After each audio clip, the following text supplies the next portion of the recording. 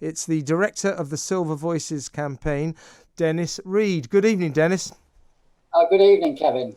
Now, there you go. The BBC was nice for just a little bit. Now, at the end of July, there goes your amnesty, and they're going to start chasing you guys again. What do you think of that? Well, I had a meeting with BBC executives this morning when they announced this change of policy. I had actually gone to them and suggested that the BBC, ourselves, and the government should get together to talk of a solution to the problems. They rejected that out of hand and instead announced that, as you say, they were going to end the amnesty as from the 31st of July. So they're going to be sending letters to all these folk who haven't paid, basically saying it's business as usual. That's the words they use to me, business as usual. And they're going to send around, they were hesitant in saying they were going to send around enforcement officers. What they said was they were going to send around customer care staff to see the over-75s who haven't paid. I mean, nobody would be fooled by that, of course, because it would be exactly the same staff that would otherwise go round if there was enforcement proceedings taking place. So it's a stupid move from the BBC. I mean, they're going to get all sorts of political flack over it, I'm really surprised.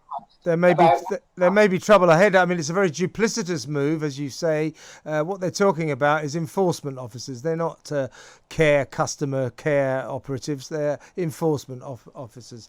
Now, last time you and I spoke, Dennis, on the front page of one of the Sunday papers, I seem to recall, was this shocking statistic that there were 750,000 old people over the age of 75, who were refusing to pay their licence because they reckoned that after 20 years of having a free licence, they deserved that to continue. The BBC was so shocked and embarrassed by this that it realised it couldn't prosecute all of them, so it announced this amnesty.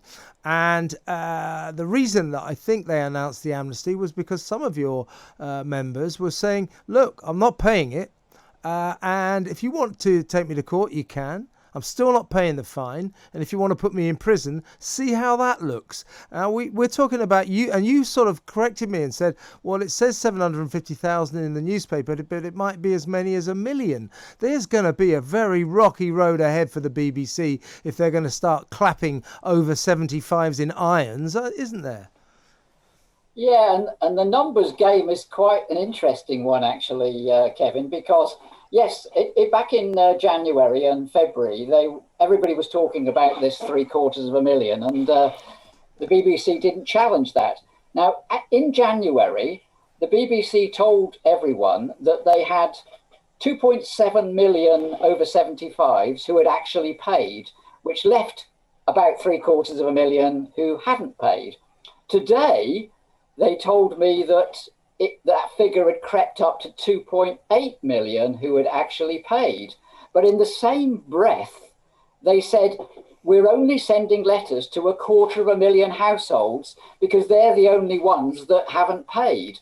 Now, somehow or other, in the last 6 months, 500,000 people seem to have disappeared off their statistics, which is very strange. When I challenged that, they said, oh, well, some people have died and some people have found that they don't need a license anymore. But honestly, Kevin, those figures don't add up. They're talking about 250,000 households when we know that it's well over 500,000 and probably around the 750,000 it was back in January. So yes, they're talking down the problem, but that's not going to stop people from rebelling against what they're trying to do.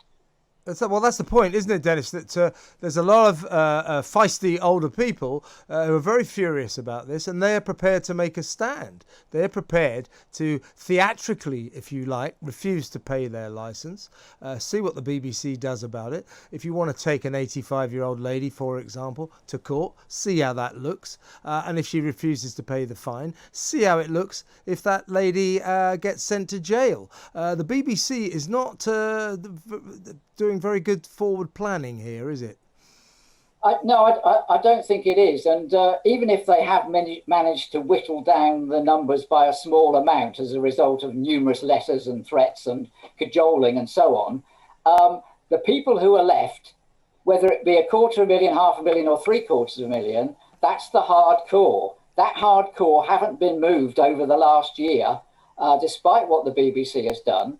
So we're not talking about a handful of people here. And as you say, amongst those people, there are some who would actually court fines and, threats of jail and so on. And they will use that in order to basically publicise the principle of losing their free licenses. Now, what we're saying is, look, the BBC have messed this up completely.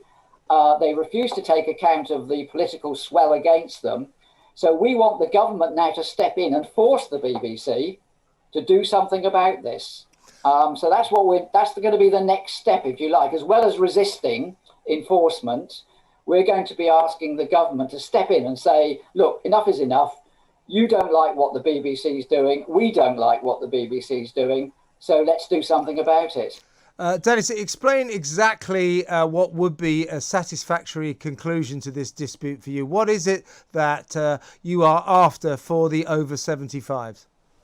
Well, obviously, ideally, we'd like the restoration of free licenses for all over 75s. But back last year, when we first started talking about this, we were suggesting various compromise options, which we hope the BBC would actually take on board, such as, for example, extending exemptions, widely extending the exemptions. So a lot of the people who are finding it difficult to pay would be exempted. Also, people with dementia and so on would be exempted. So that would be one way of looking at it. The other is possibly to look at, as a compromise, saying that free licenses should be available for all over 80s rather than 75s. But we were willing to talk about all these things. BBC steadfastly refused to even discuss them. So, yes, it's very disappointing. I mean, the BBC's in this respect, in terms of any leeway or flexibility on the issue of TV licence, be it for over 75s or anyone else for that matter, I mean, they're just intractable, aren't they? They're like a brick wall. They are, and I thought, I spoke to a couple of their senior executives. I was supposed to meet Tim Davie today, but he didn't show up, and he sent a couple of his senior people along, and I was amazed how smug they were about the situation. They basically said, oh, we've now completed the transition. We're quite happy with the number of people that we've managed to pay, and we're going back to business as usual, as from the 1st of August. They were very smug about it. They weren't prepared to talk about any way to solve the matter or to talk about compromises or talking about going to the government to help us out. No, it was disappointing.